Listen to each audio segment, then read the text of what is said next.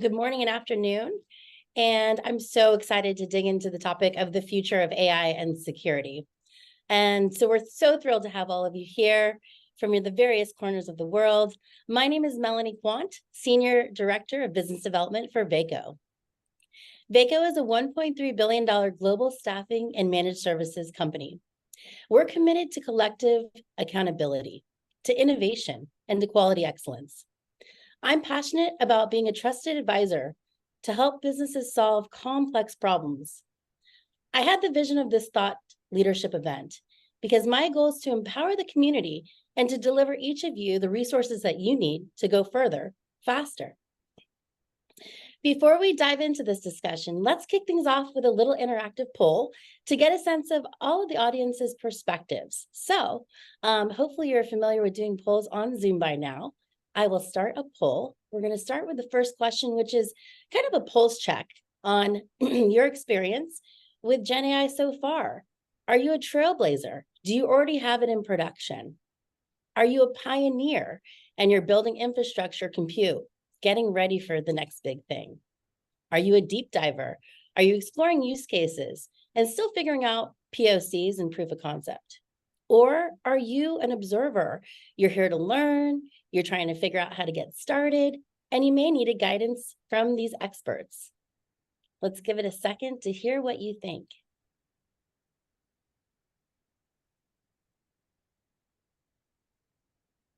All right, we're going to end the poll. Almost 100% participation. I appreciate that. Survey says that a lot of you are here to learn, which is really exciting because you're going to get a ton of expertise by the end of this hour. So super exciting. I'll share the results now. All right, let's stop that and we'll go move on to our second polling question. Let's dig deep into security concerns. What are you most worried about when it comes to Gen AI security?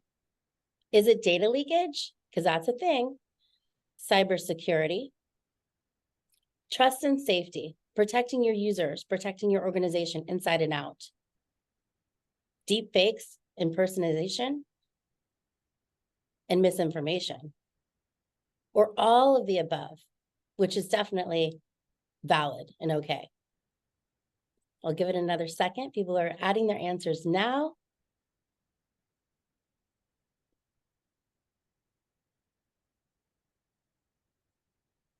All right, we're getting critical mass. We're over 80% on participation. Let's see what the survey says here. All right, speakers, the onus is on you. Everyone wants to hear about everything. So the results are here. Most of the group, 74%, are worried about all of the above. Thank you so much for participating and having a voice to help set our discussion a little bit better. So I get the pleasure of introducing you all to this esteemed panel of speakers. Each individual brings a wealth of information and knowledge to the table. Without further ado, let me introduce our distinguished panel. Mona Salvi, the Senior Director of Product Security, Fraud and Risk at HubSpot. Mona has spent over 18 years in the security domain. She has built security products for VeriSign and Symantec, and then was recruited by Intuit over 10 years ago to move towards trust and safety and to think about product security. She now is over at HubSpot doing her thing and helping that company think about their millions and millions of users and how to make their product better by the way it's even being built. Alex Chow, a distinguished engineer and product lead at Microsoft, building next-generation AI products through the Office of the CTO, with an emphasis on multimodal and large language models, the acronym LLMs. Currently, Alex is building Symantec Kernel, an open source AI, and it's powering many of Microsoft's co-pilots, which you get to learn about today. Mario Duarte, the VP of Security at Snowflake. Mario has over 20 years of experience across several sectors in business, retail, healthcare, financial, and now high tech. Mario has built and managed security teams, developed and implemented security programs, and managed tough things in compliance like PCI, ISO, FedRAMP, HIPAA compliance, initiatives for companies medium to large. And our special panel moderator, Richard Kerr, aka Dr. K, who touts over 20 years of data science and AI expertise. He holds 2 degrees in science, a PhD in molecular biology, and an MBA from Wharton. I tapped Dr. K to steer this discussion because he has transcended his passion for pushing the edge and using scientific experimentation, and he's brought that to businesses in several industries, with startups all the way to large multi-billion-dollar companies like Pepsi that has unlocked billions of dollars of revenue. Dr. K has worn every hat. He's an innovator, an advisor, a founder, and an investor. He's going to today hopefully kind of give you a sneak peek at his AI readiness checklist that he's built. To start this discussion off, I'm going to ask that each speaker is going to have about 2 minutes to kind of set the table. What's their sentiment on the future of AI and security? Dr. K, take it away. Melly, fantastic introduction. Thank you so much. I'm very excited because we've got some real strong experts, very deep in all of the areas that of concern, as well as you mentioned my readiness checklist. As I look at companies as an investor, as a technologist, and I look for what's really key to be ready for data science generally, but with the advent of generative AI and those new technologies, making sure that companies can take advantage of these things and that their workforces are ready.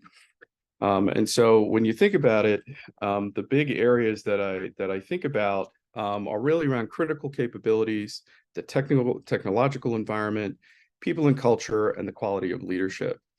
And within that, security really does run across all of those pieces, because if you don't have commitment from your leadership as a security first organization, it's not going to be important.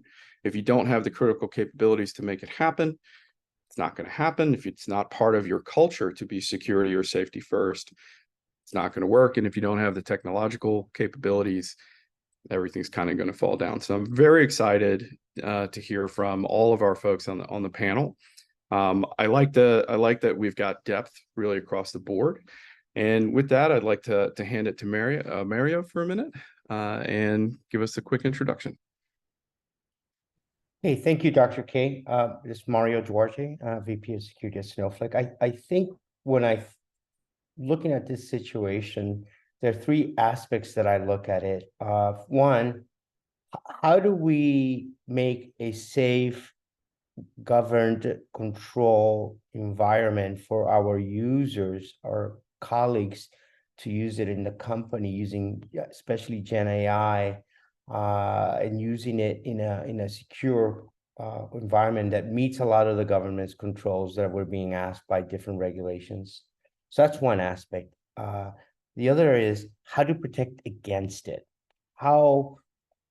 Thinking about how bad guys are going to be using these technologies themselves, they are not going to have the responsibilities to protect privacy of the employee or our customers. They're going to look for every imaginable way to cut corners, leverage this technology to try to break into companies to gain some access to make money out of it. So that's another aspect I look. And finally, how do we leverage this technology ourselves in security? What are the things we could be using or thinking about that will accelerate our new employees or existing employees to help us identify potential issues in the environment by leveraging these models? So there's 3 opportunities or 3 different aspects that I think about in this space. Dr. K? Yeah, I love that idea. Again, coming back to kind of this question around digital maturity, you get organizations that are ready. What is your visibility as company? How does company stage and level of maturity sort of affect how you think about visibility on some of this movement of data? Yeah, that's a great question. I had an opportunity to talk to a lot of leaders in this space. I was hanging out at a VC venture meeting last week, and I was with a lot of CEOs of startups and a lot of security practitioners, existing and also retired practitioners in security, and thinking about this space. There's a lot of ideas and thoughts about really interesting models to use at certain levels of AI or overall looking at these opportunities. Specifically, there's a lot of new ideas, but I think they're not ready yet. And what one needs to do first is start with the basics. This is what really resonated with everyone, is to understand first, what's the visibility in your organization? And visibility means, how do you know, how are you protecting your data? Who's accessing your data? And how much visibility you have of that? And how Yeah. your employees are interacting with that, Dr. K. No, I love it. And it raises kind of the very next sort of element, and this is more on the offensive side of the ball, but visibility and sources of truth, right? Are we a multi-source? Are we a single source? How do you think about that, and how and now with the advent of LLMs, sorry, how about those types of interactions? I would say there's a lot. If you look at technology and the advancements in technology and how they are improving productivity, you see different stages that we've gone through. I go back to the dot-com days, Dr. K, so I'm going to date myself. And so there's been these major advances that have occurred. One of them, think of cloud. Think of what cloud did. It speed things up for us to, instead of thinking about the physicality of servers and network devices, we offset that by giving it to somebody else who was better at that. The AWS, Sure. GCPs of the world. Then that freed us up, companies, to focus on, okay, how do I configure my server instead, or my storage? I don't need to worry about configuration per se, but how can I manage them? How can I leverage them? And that opened up so many opportunities for people. Some folks lost jobs because of it, but a lot of us benefited. AI is kind of specifically Gen AI is doing that now. It is now instead of the engineers who need to be specialists and understand the cloud, we're now giving Gen AI to every employee in your organization. It is that easy, and that frictionless creates opportunities for employees to leverage ideas and data to improve productivity in a company. But at the same time, we're now moving these sets of data potentially outside of the company in an environment that was not governed or governed heavily. So true, so true. And I also like, because you're kind of touching on the bringing in the sort of expertise of other folks and kind of letting AWS handle the server and the compute and spinning up infrastructure. I like that idea because it takes the data science aspect, which traditionally has been very heavy on the engineering side, and moves it more into the scientific aspect front and center, because engineering and science are actually quite different. The way we think about it, the way that the functions or what these functions are designed to do are actually quite different, and that raises all kinds of other challenges, including how do we keep up with regulation? How do we handle things like data leakage, SEC regulations, and how do we be prepared for those types of events? Yeah, I mean, I think as a head of security, a CISO at a company that manages a lot of data or holds a lot of data, Sure. is like keeping me, I'll be frank, keeping me and a lot of our colleagues up in the industry. Yeah. Because the SEC is now going to make it more clear, or expectations are clear. It's always been there, but now they're written it down where if there is even the smell of a potential security event that has material impact to that company, as a public company, we need to make that publicly, we need to inform the public of it. Again, not a real event happening, but the probability of something materializing into a material situation is daunting, to say the least. How do I connect that with Gen AI? Well, think about data, and data leaked out unintentionally, perhaps by an employee. This is really where it becomes really important for all of us, and people are listening here and who will listen later, is we need to figure out how to give our employees the abilities to use this technology in a secure and well-governed environment. So don't let your employees have to go to necessarily public Gen AI tools out there, because once it goes out there, it's outside of the confines of your company. Other people can use that information as well. You got to start thinking that way. But in order to do that, you need to provide employees the right tooling internally or even externally that's been approved by your organization. So that provides benefits as well. And this is actually a great place. Mona's got some I think great insights in this place. We're going to touch a little bit out of order, but in regards to product security, to Mario's point, we have data now flowing into and out of these large models, potentially data traveling outside of our organizations. Mona, how do you think about product security and how companies can secure kind of their data, as well as their software development approaches as well? There's some touches there I think would be kind of interesting to hear what do you think? Thanks for that, Dr. K. And first of all, I think that was a great way to get us started there, Mario, because everything, a lot of times we have this adversarial connotation to how Gen AI can potentially introduce risks and threats, but just calling it out that making the tools and technologies available to the employee in a safe and a controlled and a governed environment to reduce any potential of inadvertent or malicious behaviors, and having that visibility over that would definitely go great lengths in protecting the customer, the employee sensitive data, and overall the health of the security posture of the organization. So thanks for getting us started there. And as regards to the question, Dr. K, I would definitely like to the opportunity to respond to that in two forms. One is further taking one step into what are these range of potential threats that we are talking about, the benefit of our audience, right? What are some of the common threats to prepare for in this world of app and fraud security?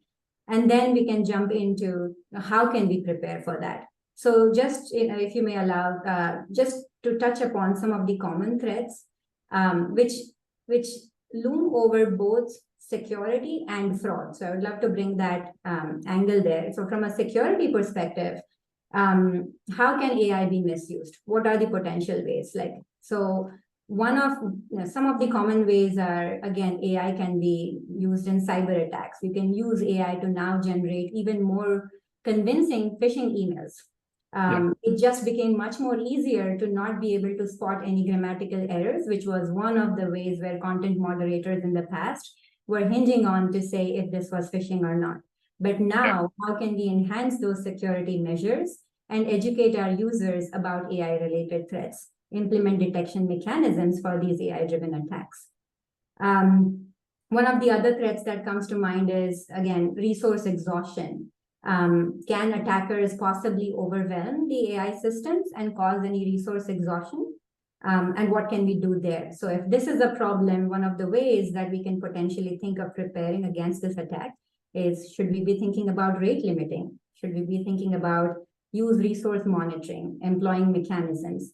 Again, the genesis of where I'm heading at with this response is, how can we be more how can we step forward in terms of just being more vigilant and adapt to these evolving threats by following the 5-step of the cybersecurity process?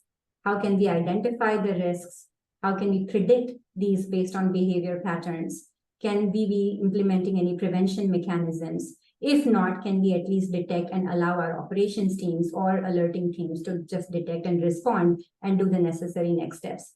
And to do all of this, there is a concept of shift left mindset that has been there in the organizations for a while, but it has not been fully adopted or successful overall as a methodology.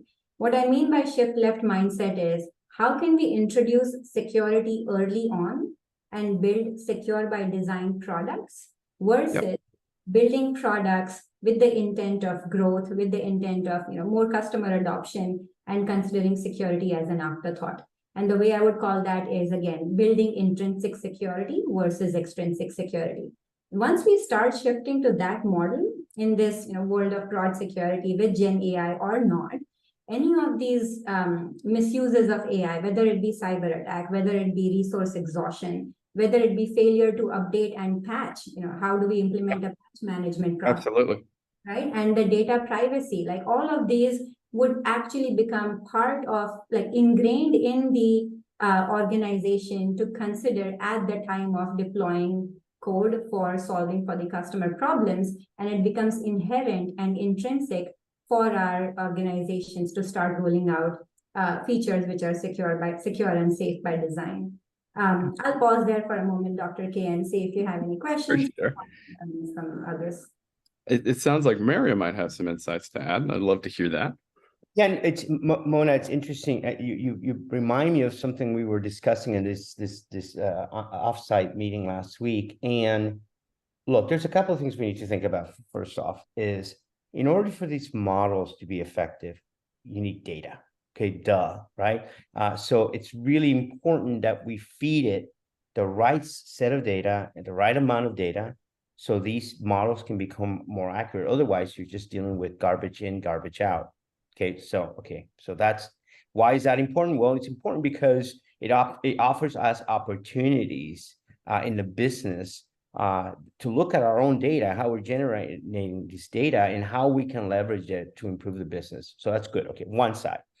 But from a security perspective, all this stuff about AI and Gen AI and LLM, folks, it's the same security controls and practices that we've always heard about for the last 25 years. Mona just mentioned, can it be sort of a denial of service, or can you tamper with the data or the information, or who has authorization and authentication to use these models?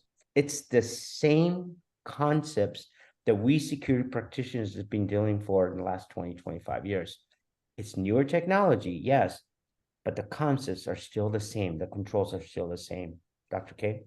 Yeah, I totally agree. And actually, it does bring up another question I've got for Mona. So to touch on, yes, it's the same types of challenges that we've seen for the last certainly in my 2-decade career, being worried about these types of challenges. But the Gen AI does sort of add a bit of a new twist, right? So we think about fraud, what to be aware of. What sort of trends are you seeing when we think about bad actors leveraging generative AI?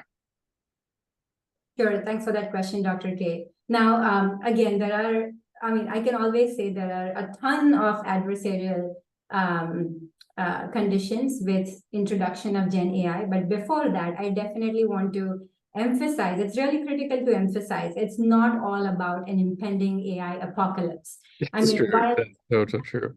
Right? While that is always a possibility, it's entirely up to us to avoid. We here, like a set of practitioners here, organizations, we all should be motivated how we can leverage AI actually to positively impact our online and offline lives. So again, just given the rapid evolution of technology, and as Mario and you were talking earlier, it's important to stay informed of these latest trends. They've just come much more to the forefront because these threats just now become much more faster and automatable, but they were existing even before. For example, deepfake technology and impersonation. It's possible to leverage this technology, have the potential, create realistic looking videos, audio recordings, and you can lead it to identity theft or impersonation. Bad actors may use these deepfakes. And one abuse case that comes to mind is, how can a bad actor impersonate a business executive to manipulate financial transactions? That's just one example there. Let's see, another example is the use of natural language processing. We all know social engineering attacks, and when calls come into customer support, and when you have a customer on the other end who's in panic mode, or a baby crying, or whatever it may be, that sentiment and that language that's captured by the AI models before helped us understand what is legit versus not. But now bad actors may exploit these NLP capabilities to generate that deceptive or manipulative content and just help in further engaging in online fraud. And then in the finance sector, one example that comes is trading manipulation. Like, if there's a concern of the use of AI to just manipulate these algorithmic trading systems for personal gain, You can create multiple bots to just go ahead and start using stolen credit cards, spin up a bunch of accounts, and start working on payments, transaction fraud, and so on. So there are definitely a lot of trends, adversarial trends that come to the forefront with AI. We just need to be aware of making sure that we are very clear. We have a clear framework on how to identify and how to prioritize some of these trends and what is most critical for your particular organization. For sure. And to up to this point, we focused a lot on governance and security. And part of the reason for that is, again, I think we agree that security first is absolutely a critical element of a well-run data org. But that said, Melanie, Moni, you raised a very good point in that it's not all doom and gloom. We have all kinds of beautiful use cases for generative AI, for AI generally, and there are, we've had a number of conversations around other security elements. I do want to come back to those, but for the moment, let's take a second. I'd love to hear from Alex a little bit around how you see generative AI being a game changer for businesses, and what are some kind of like big or kind of important or high impact use cases that's happening over there at Microsoft. Sure. And I'll definitely preface that it's not just Microsoft. Everything from all these other great companies, from startups to big tech, everyone is really just trying to embrace this platform shift, this new AI wave.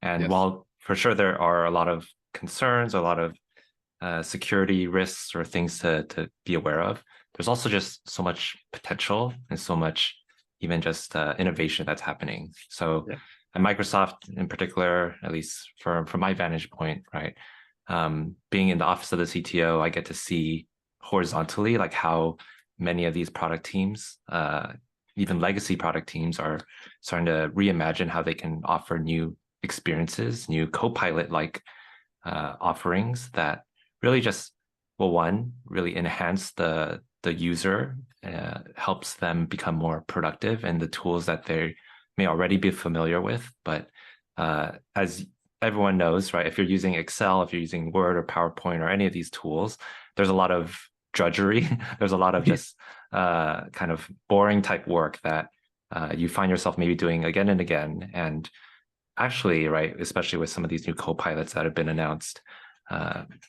recently at Microsoft, you start to see, wow, I can have in Excel itself a kind of like chatbot assistant that can actually automate a lot of analysis that I would normally have to like, look up formulas for or do all these things, copy, paste and whatnot. And that itself is already a game changer, right? We didn't have this ability to speak in natural language and have something generate that was actually just like pretty good quality work. Maybe not like 100%, so it's not replacing people's jobs that in any stretch, at least certainly not right now. But it really is, if you're already a good user, a power user of these tools, it just gets you that much further. So, I liken it like you can very much see not just the 10x engineer, but the 10x data analyst, cybersecurity analyst, or whoever, like content writer, and have them go a lot further than what they used to do. For sure. I totally agree. We talk kind of again, first around security. Now we're talking a little bit about what you might think of best practice or what you can do with generative AI, AI technologies in general. My feeling has been, and I've definitely seen this trend over the course of the last decade or so, is that AI is not a replacement, it's an enhancement. And so having people in the loop, being able to use AI tools or data science tools, or to your point, analytic tools and co-pilots that make you do your job better, is I think a boon for many companies. We saw that certainly at Pepsi. We've seen this now in a number of startups that I worked with, and I think totally valuable and useful. And so it looks like, Mary, you've got a thought. You want to add some comments? I couldn't agree more with both of you. There was I don't know if I'm misquoting the CEO of either Netflix or NVIDIA. It's one of them. And it was, and I'm going to paraphrase, but it was around, how people are fearful, engineers and people are fearful that these new Gen AIs are going to replace us and we were not going to have a job. in the future. Right. And his point was either one of these two CEOs, I can't recall who it was. It's not that they're going to replace us, is they're going to replace those folks who are not leveraging these tools. So other engineers, other experts are going to jump on this, going to become very productive really quickly. And they are the ones armed with these new Gen AI tools that are going to be more attractive than our counterparts who are not using these tools. So the reality is you got to embrace it. It's going to happen. If you look again, if thinking about the folks who built hardware, not hardware, put servers together, put network devices in the data centers, there were a lot of those jobs in the late 90s or in the 90s. You don't see them as often anymore. Why? Because the cloud is replaced, right?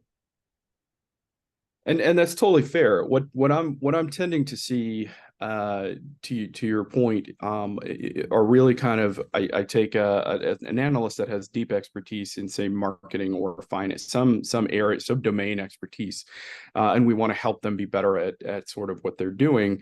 I'm not seeing replacement per se. What I'm seeing is we go into these organizations, and to Alex's point, what's the drudgery? What's the thing that takes up your time that you have to do?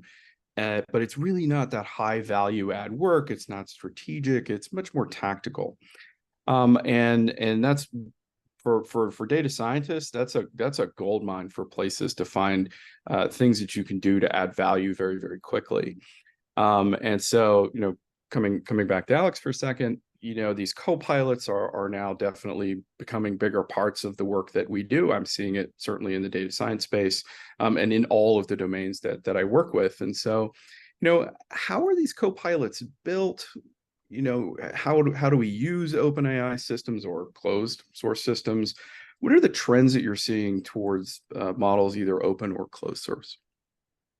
Yeah, this is a topic I could talk at length about, but I mean, there's so much to say, right? To build a co-pilot, you're building on top of these foundation models, first of all, right? And this is the enabling technology that's the reason why we're all here, why we're all talking about these sort of things. And right, whether that be a closed source model coming from, let's say, OpenAI or Anthropic, Cohere, any of these other providers, or even these like open source models, right? We saw Llama 2 come out from Facebook, saw Mistral, some of these other ones all out, that all offer actually like very interesting capabilities that if you just rewind, right, maybe a year and a half ago, we certainly didn't have all these sort of things, all these tools in our toolbox. Well, the co-pilot, right, or building a co-pilot is using that as a foundation. But then you start seeing like, okay, especially if you're an engineer, yes, you can invoke these models through an API directly. You can play around with ChatGPT itself and get some great zero-shot type outputs. But I think as you start building more complex applications, especially applications that involve like being able to have memory, being able to remember your interactions with it, your state, as well as any sort of data that you're bringing to it, that's where you start seeing like, okay, you need to have a more defined software ecosystem around that. For us, we bucket all this under this umbrella called AI orchestration.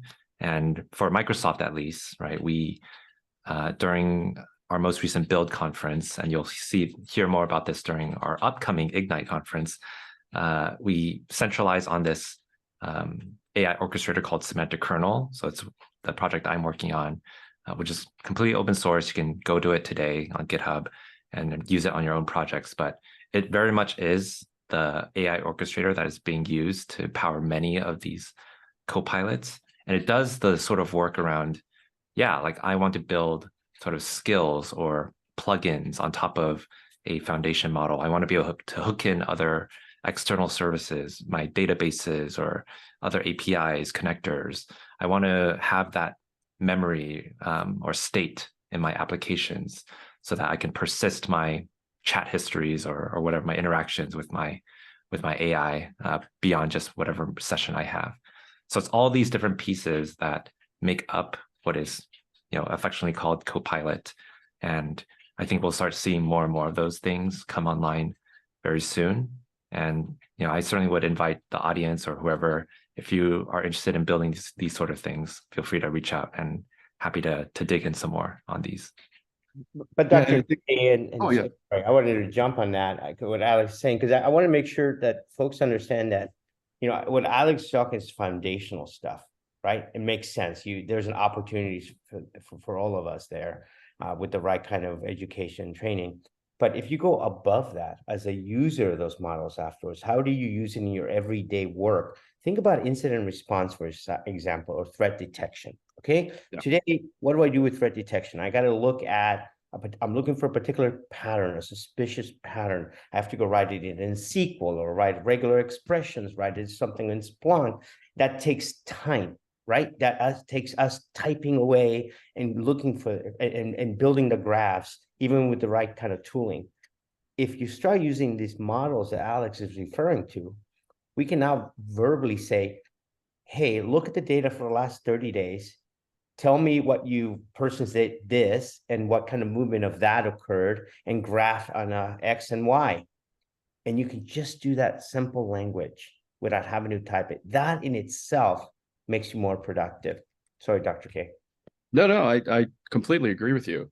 On the data science practitioner side, all of these co-pilots, these new technologies coming out, I certainly, as they come out, one of the first things I want to look at are what is the commercial viability of this particular technology, where the security surfaces I need to be concerned about. And so these models are coming out almost faster than we in the data science community can really test them, which raises, again, these sort of security surfaces. And Mona, you and I had this wonderful conversation around red teams and pen testing and certification. And I'd love to kind of touch on that a little bit more. How can these types of certifications, cybersecurity frameworks, and red teams and pen testing, how do you think about them? How can they be used by organizations? How do we ensure that these new AI use cases, these new technologies, are being used responsibly and sustainably? Absolutely. Thanks, Dr. K. So before we get into the red team certifications, just a quick, +1 to the comments from both Alex and Mario, and to add a little extra color there. We're talking about how we can use AI and models and do better threat detection, probably determine behavior patterns, figure out what is normal, what is baseline, what is median, and what is anomalous. And then from there, try and use these AI models to your benefit to implement those automated incident detection and response. What just happened now is you can actually facilitate those faster response times by automating the identification and containing those incidents, which otherwise would probably have had like a 24 to a 48-hour turnaround time from an SLA perspective. It actually just helps gather all of this data from various different disparate systems, which I believe is a challenge that every organization faces, because we are all working with multiple different vendors, homegrown tools, as well as vendor solutions. And how can we gather data from various of these different solutions and kind of try and develop a kill chain mechanism so that we can then go ahead and proactively, whether terminate or suspend or deactivate, whatever is the right action needed there. And then the same case with vulnerability management as well. Like, how are we using these AI tools in identifying, while these tools, if misused, can introduce potential vulnerabilities, they can actually also help identify those potential vulnerabilities, whether it be in code, Exactly, and so on. So with all of this comes like, who are these skills? So coming back to Dr. K's question, like, what are the various teams? Like, we've all heard the concept of red team, blue team, purple teams, but basically, just in general, for some of the folks who may not be aware of the term red team, it's basically a group of these professionals who can simulate attacks, whether it be an organization system, network, application, with the primary goal to identify those vulnerabilities and weaknesses. And how can they be more adept with not only the knowledge of what their specific organization systems and networks look like, but also how can they stay ahead in this in today's world by making sure that they are aware of the emerging trends and making sure that they are leveraging them for their simulation. And so that's where these various certifications comes in for the security red teams. Just to name a few, at least based on my past years of experience, there are quite a few phenomenal red team testers that I've worked with who vouch with certifications like OCSP. It's basically an offensive security certified professional certification, or something like CEH, a certified ethical hacker, or even GPEN. GPEN is nothing but G stands for, I believe it's GAIAC. It's an assurance certification group, but that certification primarily focuses on advanced penetration testing techniques and tools. So there are quite a lot out there, which could be considerations for certifications that the red teams can use. But each of them have standards. Each of them are focused. Because again, you cannot have one team focus on the breadth of whether it be endpoint security or application or malware or network. So having like that focus on whether it be a certain asset or a certain network, and kind of going ahead and improving your practical experience with these relevant certifications on top, definitely just gets a lot more diversity, continuous learning that an organization can benefit for. So again, certifications are not mandatory, not must, but I would definitely highly recommend just complementing your practical experiences with the certifications that red teams can benefit from. And I thoroughly agree as I look at, say, B2Bs, right? And I look at companies that are trying to do B2B SaaS and particularly in sort of any sort of sensitive space, finance, academia, government of any kind. We do look for those certifications for sure on the investment side. There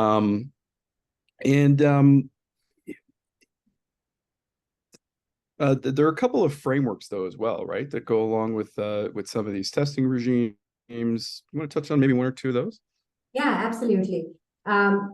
We've discussed standards, frameworks in the past, and again, touching back to a point that some of us made in the initial part of the call, which is we've all been talking about, resource exhaustion, DDoS attacks. We've been talking about patching, vulnerability.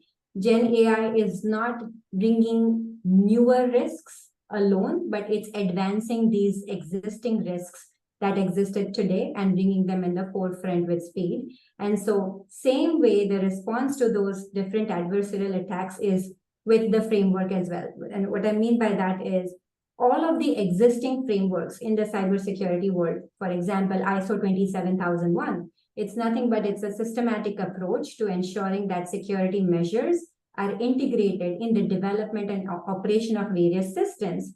Now add to that AI systems. So ISO 27001 was already ensuring these measures are integrated, but let's make sure now that we are introducing AI systems in our infrastructure, we are incorporating that as we are going through the framework. One other framework that comes to mind is the OWASP Top 10. Like, again, it's a framework that provides organizations secure AI applications by addressing aspects such as authentication, session management, data protection. Few others that come to mind are the CIS, which is Center for Internet Security Controls. But again, the genesis of that framework is also enabling organizations establish a baseline, whether it be secure configurations, continuous monitoring, and then again, some other privacy regulations, standards like EU GDPR and so on. But above all, NIST has just made it much more easier. Like in beginning of this year, January of 2023, NIST released an AI RMF framework. It's the NIST AI Risk Management Framework. It's still intended for voluntary use, again, not mandated on the organizations, but I can't imagine a world where it will soon be mandated, where the organizations can use this AI RMF framework and improve the ability to incorporate trustworthiness considerations, whether it be design phase or development phase, and the use and the evaluation of various AI products, services, and systems. So just connecting the dots back to when we were talking about product security, shift left mindset, secure development lifecycle, NIST AI RMF can actually help us incorporate in every phase of the SDLC and figure out what kind of risks need to be identified. What is a good for lack of a better word, checklist that one, should be considering as they are introducing models. How can they develop, and how can they even evaluate some external AI products, services, and systems as they onboard them into the infrastructure? And Dr. K, I would like, Mona, for the audience and people who are listening to this, can you repeat that NIST framework? Just so everybody, it is really important, very useful, Mona, if you don't mind repeating that. Absolutely. Happy to emphasize that further. So NIST AI RMF, and that's basically NIST, which has previously released NIST SP 800-53. A lot of us may be aware of security privacy controls, but focused primarily on federation information systems and organizations, which look at access control, data protection, and incident response. So we have been all, as practitioners within organizations, we look at 800-53 and try to implement those access and data protection controls in our standards. But recently in January 23, NIST additionally also released AI RMF, which stands for AI Risk Management Framework, which helps the organizations improve the ability by incorporating some considerations from that framework in every phase of the secure development lifecycle of that organization, be it design phase, development phase, use, or even if it's not built in-house, whether it's being used for evaluation of external AI products, services, and systems, the AI RMF framework can help there as well. I would stress become experts at it. Read it, folks. Because what's going to end up, sorry, Dr. K, I just wanted, it's a framework that a lot of us have been talking about, and Mona is really right on that. Please read it, become experts.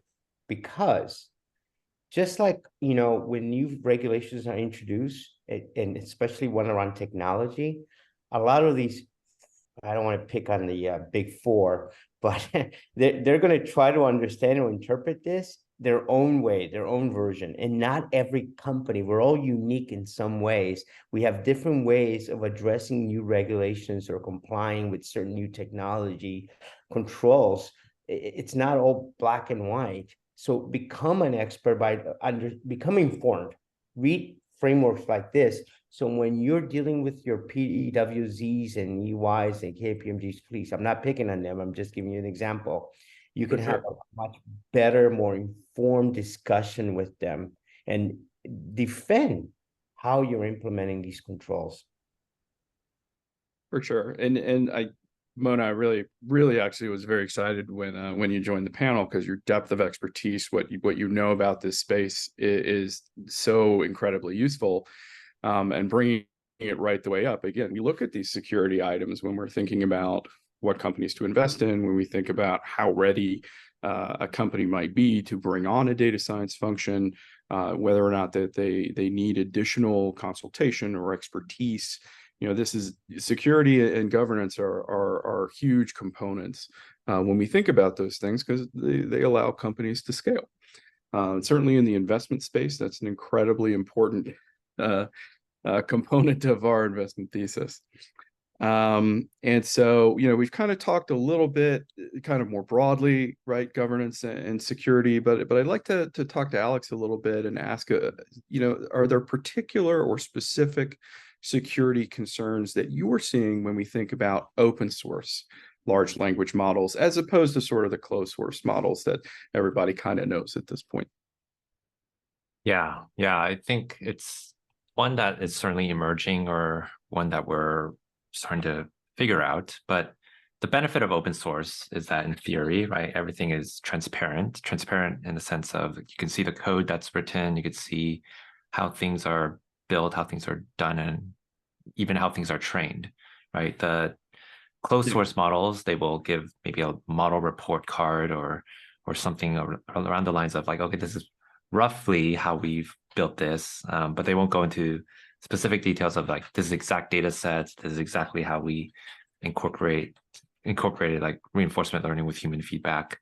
Like, I think a lot of these principles are out there, of which, right, the open source community has adopted, or at least, taken their best approximation from like reading an OpenAI like technical report to seeing how that translates to how they build their models.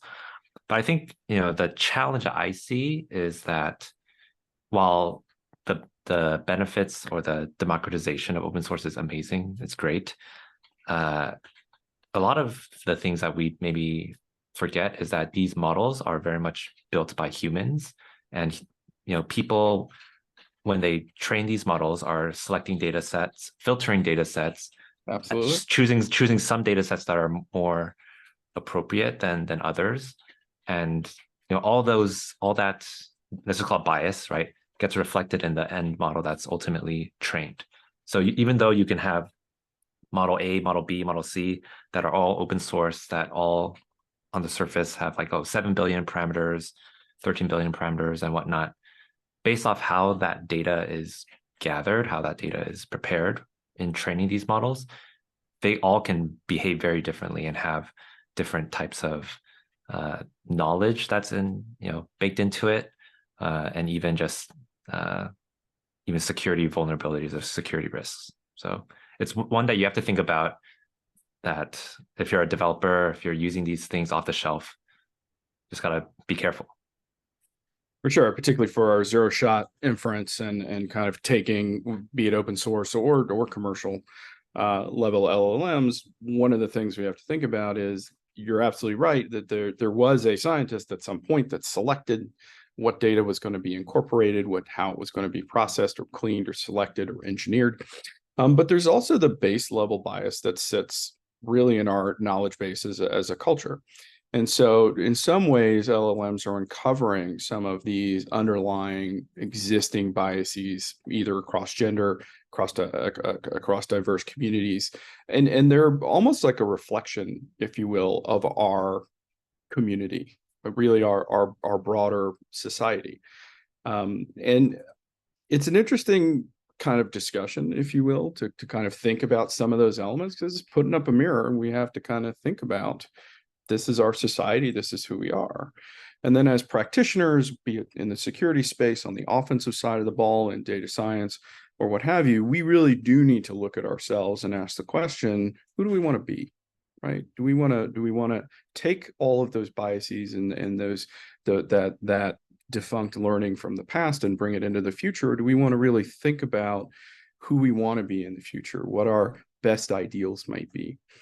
And so again, this is why these security elements, why the co-pilots, all of these parts really take us into this question around, what is readiness? How do I take advantage?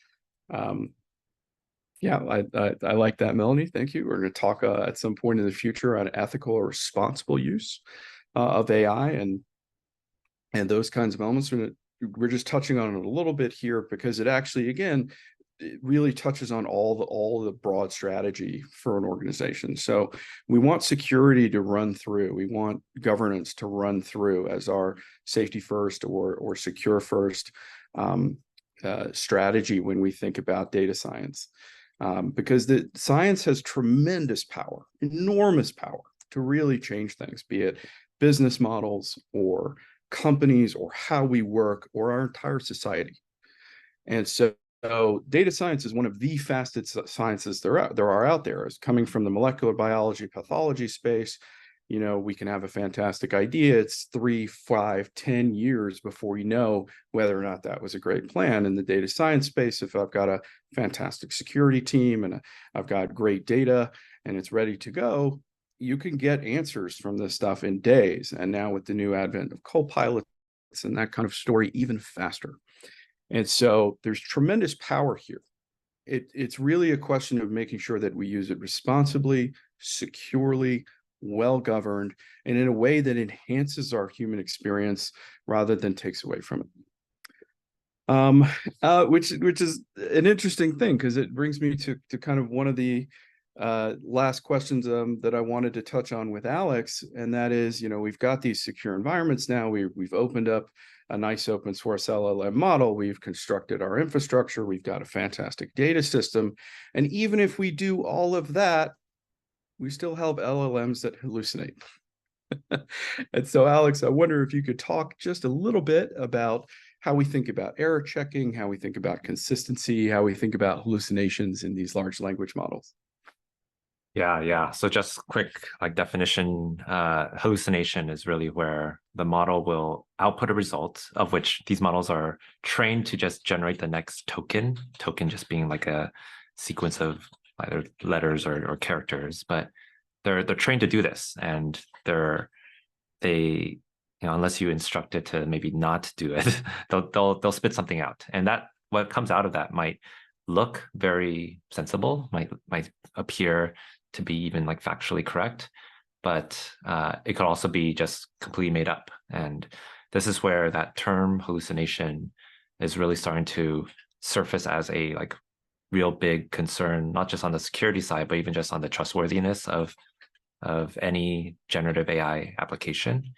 So like quickly, like how is it being addressed? Well, probably one of the most predominant patterns to handle this or to address this is by using something called retrieval augmented generation, or it's called RAG for short. But it's basically like when you're sending over your prompts to these large language models, well, inside of them, you can add additional context. That context can come from your knowledge base, your data store, of which you can be more grounded, especially because these models typically have some sort of knowledge cutoff, right? GPT 3.5 Turbo, for example, was cut off at 2021 in terms of the training data that it had. So even though you could ask like, oh, what happened in 2023, something like that, it could generate something, but most likely it will be a hallucinated response. So the way to fix that is you could still use that model, but instead of just zero-shotting, like prompting this model directly, you can actually create a more well-crafted prompt that is contextually aware and retrieved relevant data so that it can ground its response off of that data as opposed to just relying on the weights of its model. So, I think this is but the RAG systems, retrieval augmented generation is not solved by any stretch. I think there's all these different components that even today, right, prevent it from being like a full-on solution to everything. So it's an area of research. Microsoft, of course, is investing in a ton of this to make it better. But this is the beauty of working at such a frontier area and doing this in open source and with an open community, is that we all get to learn together. We all get to see what are the best practices, from open research to just GitHub projects that are out there.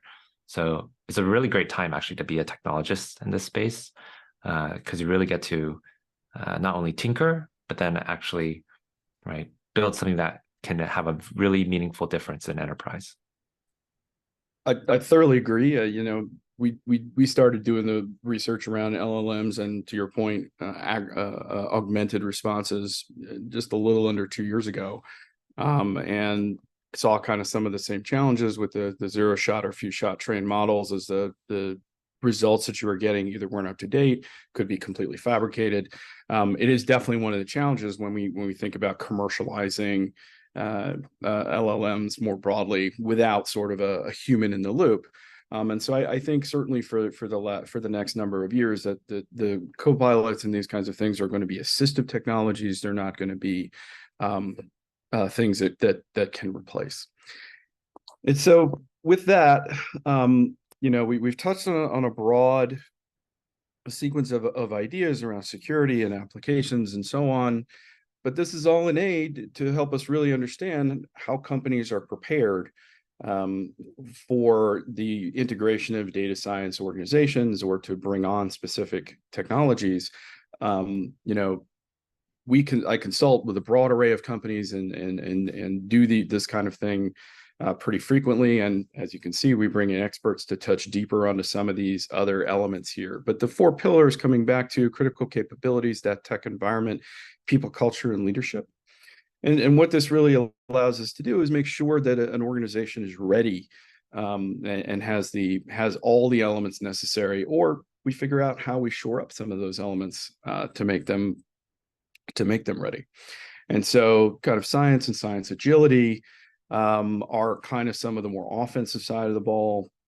when we think about bringing on new tech and how we enhance how people work, governance and security, which are how we make sustainable systems as opposed to simply offensive ones. And so bringing AI into the picture for many companies can be enormous game changers, particularly in the investment space. So I take a company that is doing something in a particular space, add AI, and it turbocharges the whole business. And so I think at this stage, I want to really thank Mona and Mario and Alex for coming on the panel and sharing their thoughts and deep expertise. And I'm looking forward as we continue to work together to have even deeper conversations than we already have. And thank you so much. Dr. K. Everybody was amazing. Thank you, our attendees. We did send out a post-event survey. We'd love your feedback. There's also a way for you in that questionnaire to add some questions you want to learn more about. We'll send out post-event all of the LinkedIn speakers, their links, so you can go hook up with them, ask some questions later on. And we thank you so much. You know, Vaco is very happy to help people with doing an assessment if you need to on Gen AI and security. We want to help you further this. We might even put together a glossary of terms I'm thinking would be very helpful. But we couldn't have done this event without all of you. Have an amazing day. Thank you.